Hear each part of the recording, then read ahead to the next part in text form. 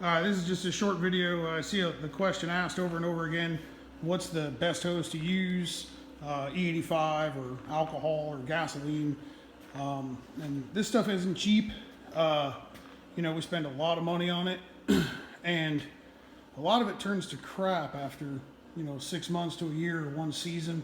And you're always kind of wondering, when's the failure coming?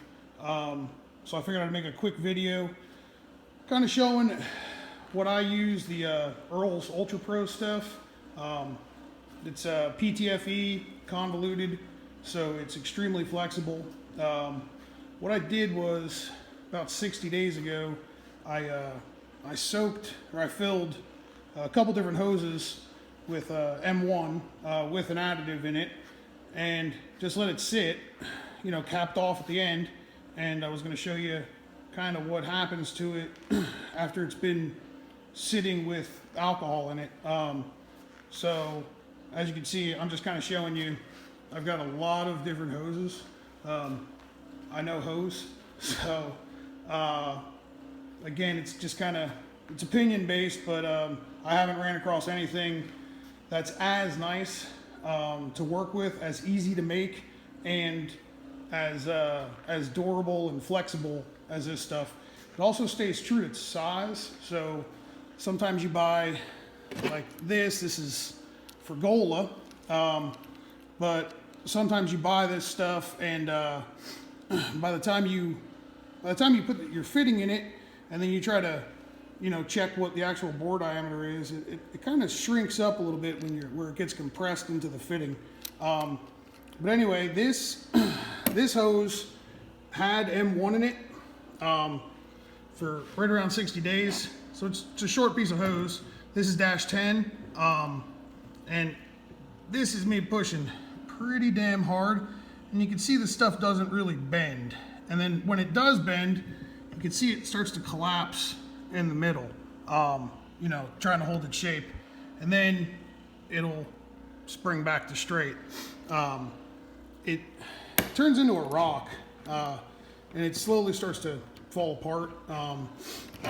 This is for Gola's, I think they call it Real Street.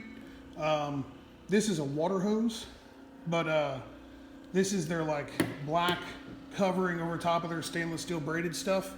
I thought this stuff was the best out on the market until I started using Earls, but this stuff is, I think it's like right around 12 bucks a foot in -10. I'm using -10 for reference because that's what I use a lot of.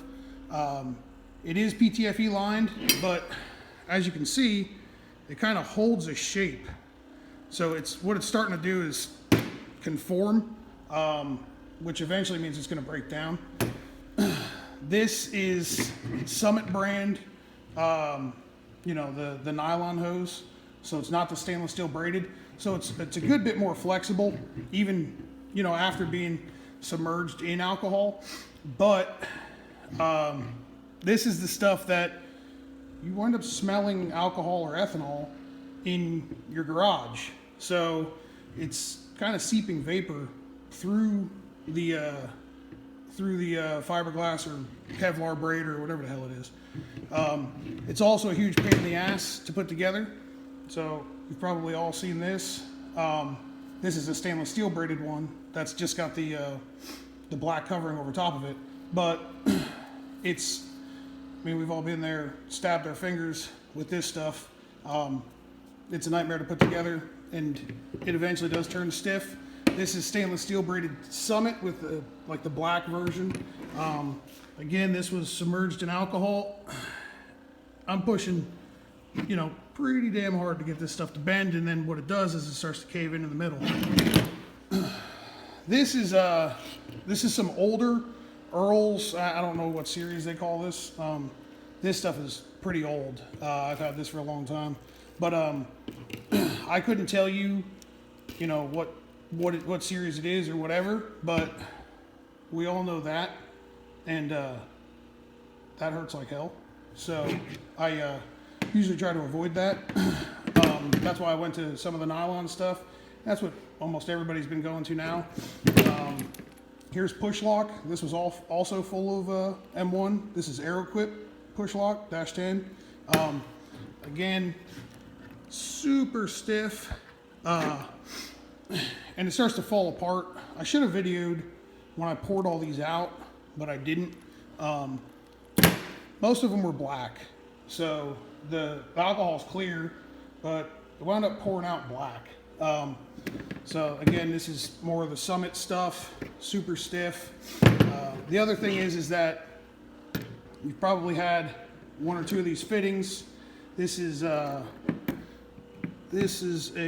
Frigola fit. Oh no, this is a Summit fitting, and it is pretty much locked down. It doesn't want to turn. I only got one hand here, so I can't really, I got to hold the camera. So, but it's locked down. It's a pain in the ass to use, and that's just from age. They all the cheap Chinese Summit fittings all kind of turn to crap. I've got a ton of different examples, but to get to the stuff that I'm kind of, I wouldn't say pushing because I'm not a dealer or anything, and I don't sell the stuff, but this is the Earls Ultra Pro stuff. So it's a dual swivel, so it always, even when you tighten this thing down, it'll still swivel, 360 degrees, no problem. This hose was submerged in alcohol. They do a good job at hard anodizing it. And this, as you can see, how floppy it is. It bends, it conforms real easy. It doesn't bind up anywhere. Doesn't turn to shit over time. Where, again, this stuff turns to garbage. You put a lot of money into these cars, and using cheap hose, it winds up costing you more in the long run. But I'll post a link to how this stuff is made. But it's actually the easiest that I've ever put together. There's nothing to cut your fingers. There's no stainless steel in there to cut your hands up. What you do is you slide the collar over top of the hose, and then just a standard razor blade, and take it right here, and the point of it, puncture, you go through, and then you follow that around until you get to the end, and then just use a regular pair of scissors and cut off the remainder of it. I'll post a link to the video where they actually do like a good installation video. Then what you do is you thread this little olive onto the hose after you pull the braid back. So you'll see that this is the actual hose. It's convoluted. So what that means is it always keeps its shape and size. So it doesn't, when you bend something, it doesn't kind of kink in the middle. So you just thread that olive onto here, and then take your fitting and slide it in, into the hose like that. And then you just thread this on up there. It's very easy to put together, and you don't get hurt using it. So I figured I'd try to put together a little bit of an informative video to show why their stuff is, I think leaps and bounds ahead of everybody else. There's a couple other companies that make that style hose. This is one of them. It's Brown & Miller. 95% of their stuff is all crimped, so you're gonna have to order it to length, and what angle you want the fitting. To get into their actual double swivel fittings is pretty expensive.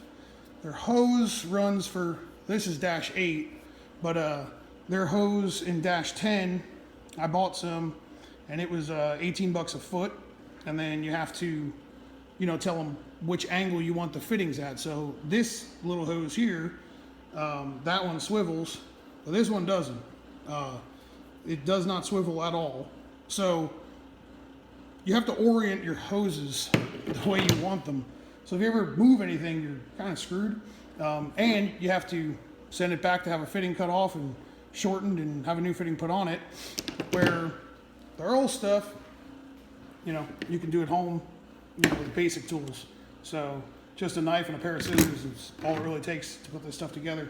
No more using one of those or using this combination here and then having to clean out the hose completely, because it's full of all the fibers that are, you know, filled up inside of the thing. It's pretty common for people to hang open injectors with after they've used a cutoff wheel and they don't clean it out. Usually the injector baskets get full of all that crap that you just cut. I think Jack at Billet Atomizer put out a little, you know, press release when he when he started seeing a lot of it happening. But again, this is just my take on it. I don't, for the cost, you know, if this Fergola stuff is $11.50, $12 a foot, this stuff is like $12.50, $13 a foot. The fittings, same money, you know, within a couple dollars of each other. But this is hose that you'll put on the car and you'll, you know, keep for the length of the time you keep the car. So it's not something that you have to ever worry about again. But anyway, hopefully the question doesn't keep coming up about what hose to use. See you.